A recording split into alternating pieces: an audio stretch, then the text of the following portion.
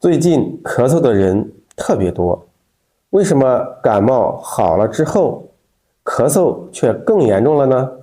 今天贾医生就来教你一招补肺健脾，快速止咳不伤身。先来说，为什么病好了，咳嗽却会加重呢？其实，咳嗽并不是一件坏事，咳嗽本质上是一种排病反应。我们身体在经过一轮跟病邪的博弈之后，正处于虚弱的空档，肺气不足，就不能正常输布津液。这个时候，津液就会聚集在肺里面，形成痰，痰又会阻碍肺气宣肃，导致肺气上逆，进而引发咳嗽。所以，咳嗽本质上还是肺里有痰。但是很多人会发现，你用了化痰止咳的药物，却没什么效果。这又是为什么呢？可能就是因为你忽略了脾。脾主运化，可以将我们体内的水液运化，而病邪入侵身体后，也会影响脾的运化功能。脾失健运，也会聚生成痰。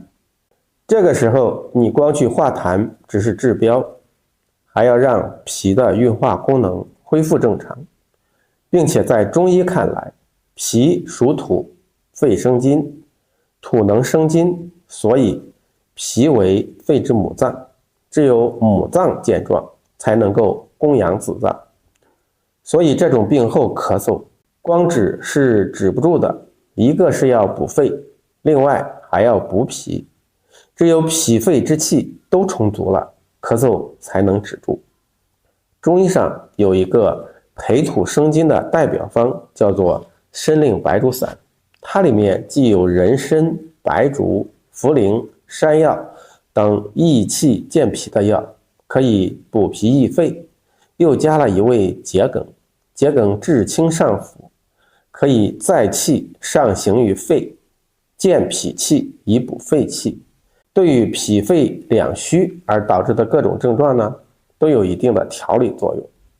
当然了，在使用之前，也需要根据每个人的情况不同，在原方的基础上加减化裁使用。所以建议大家还是要在专业医生的指导下再做参考，不要随意乱用。今天的内容就分享到这里了，我们下期再见。